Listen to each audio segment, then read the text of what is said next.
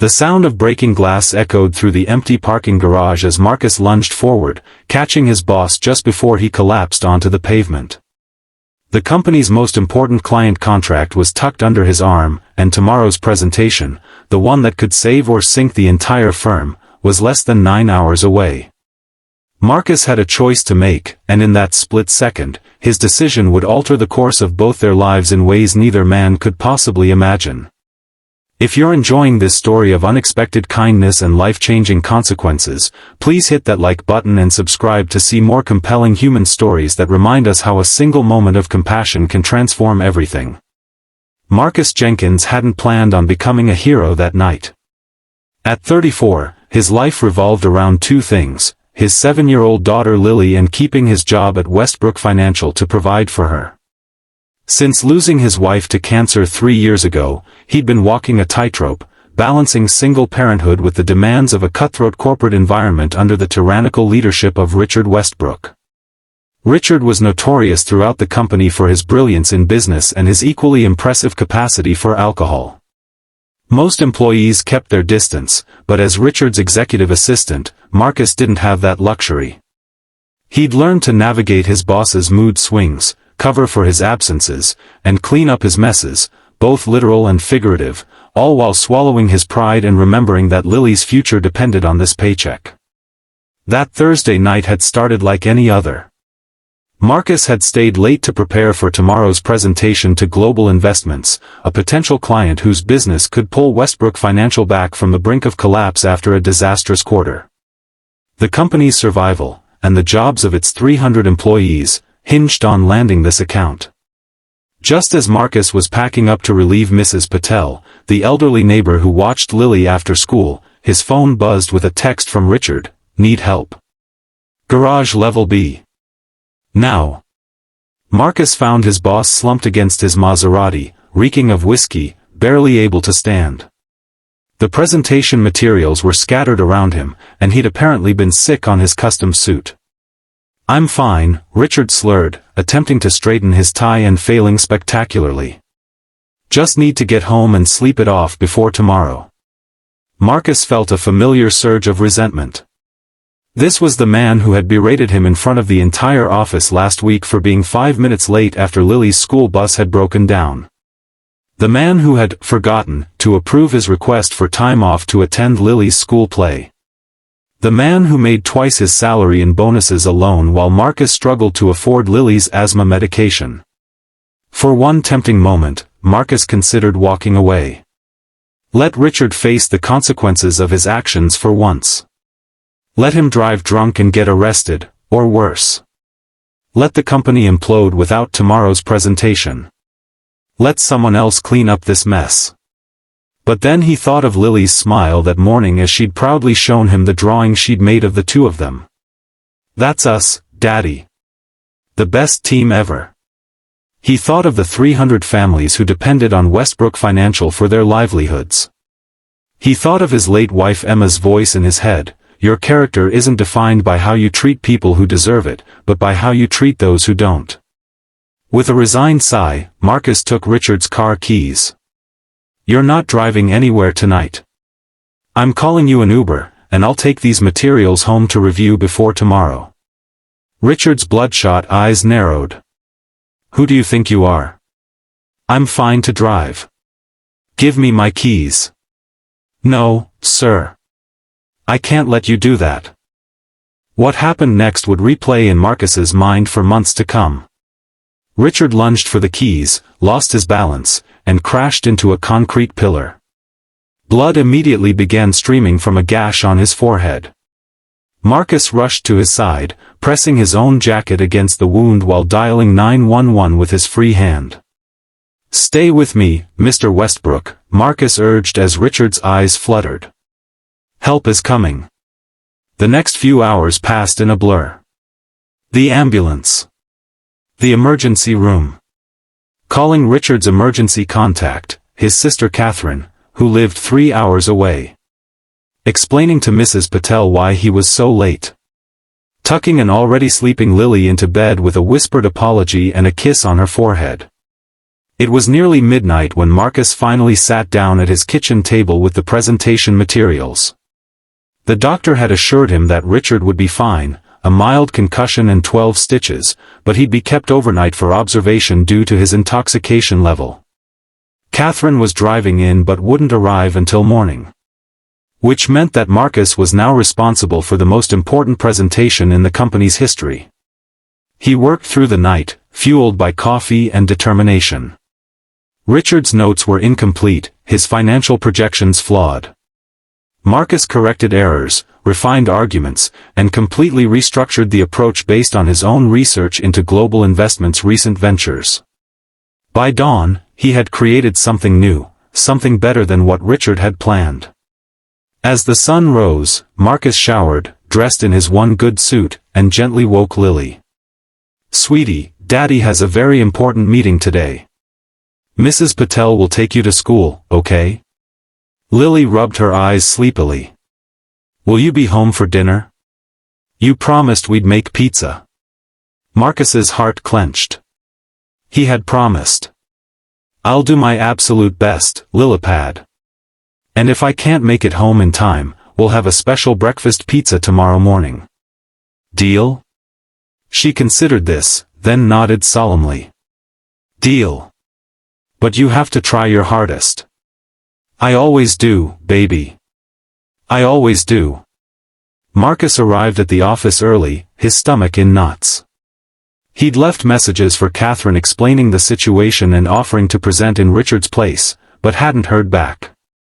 The global investments team would be arriving at 10, and someone needed to lead the meeting.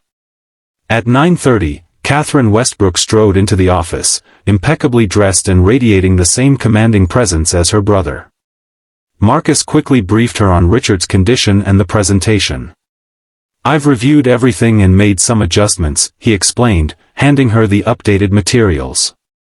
"I'm happy to walk you through it before they arrive, or I can handle the presentation if you prefer." Catherine studied him with shrewd eyes. "Richard mentioned you once. Said you were competent but lacked ambition." She flipped through the presentation. "He didn't mention you were a financial analyst before becoming his assistant." Marcus blinked in surprise. He'd never told Richard about his previous career, the one he'd abandoned when Emma got sick and he needed more flexible hours and better health insurance. "How did you?" "I do my research, Mr. Jenkins. Now, tell me why I should let you present to global investments instead of rescheduling." Marcus took a deep breath. "Because I know this material inside and out. Because I've been tracking Global's investments for months and have identified opportunities your brother missed. Because I have everything to lose if this fails, and so does everyone else who works here."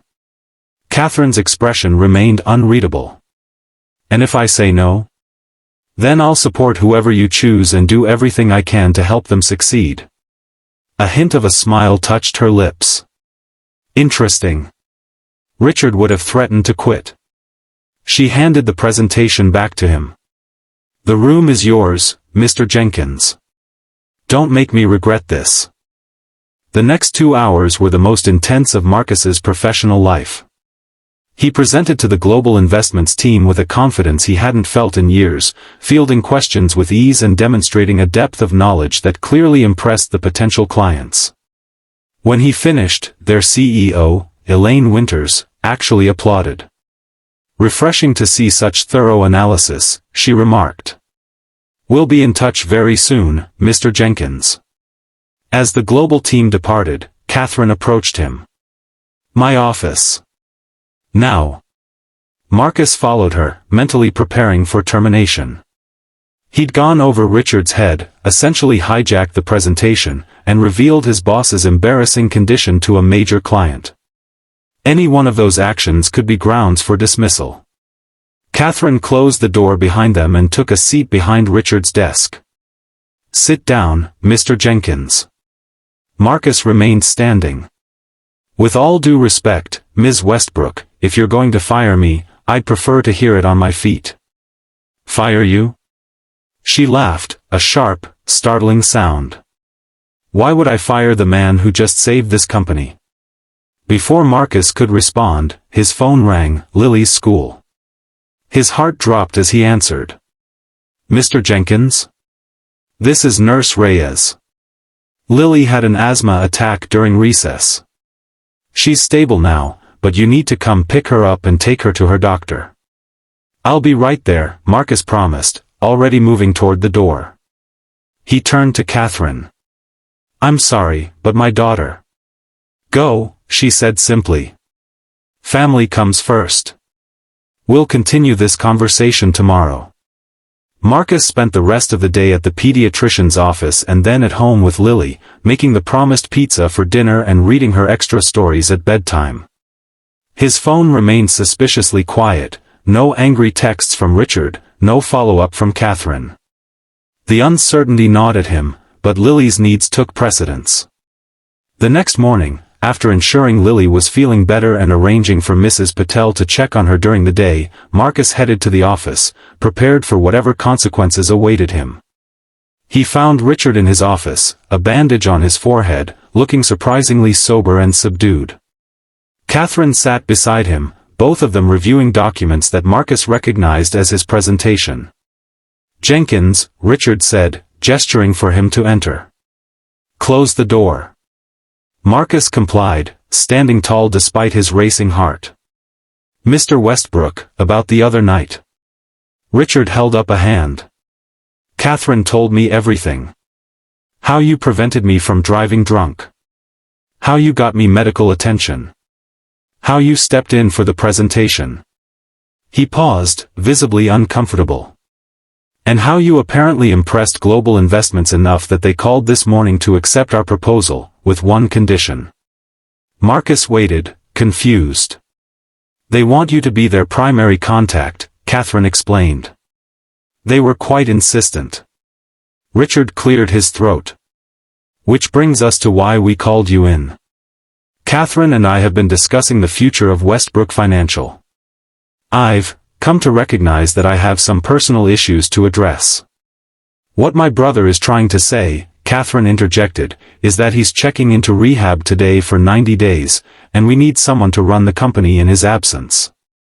Marcus stared at them, certain he'd misheard. And you want my recommendation? Richard actually laughed. No, Jenkins. We want you to do it. The next hour was a blur of information. Richard was appointing Marcus as acting CEO during his treatment. His salary would triple immediately. He would have the authority to restructure departments, implement new policies, and essentially remake the company as he saw fit. But why me?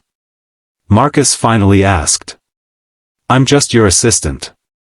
An assistant with an MBA from Wharton who was on track to make partner at Deloitte before leaving to care for his wife, Catherine replied. Yes, we did our homework. Richard looked him in the eye for perhaps the first time in their 3 years working together. You could have left me in that garage. You could have let me destroy myself and this company. Most people would have. But you didn't. That says something about who you are. Marcus thought of Lily, of the opportunities this would create for her. No more struggling to pay for her medications. The ability to move to a better school district. College savings. I have one condition, he said firmly. I need flexibility for my daughter. She comes first, always. Done, Catherine agreed immediately. In fact, we're converting the unused office next to yours into a children's area. For days when school is closed or she's not feeling well. Richard extended his hand. Do we have a deal, Mr. Jenkins? As Marcus shook his boss's hand, he couldn't help but think of how differently things might have turned out if he'd made a different choice that night in the garage. If he'd walked away instead of helping. If he'd chosen resentment over compassion. One act of kindness, even to someone who hadn't earned it, had changed everything.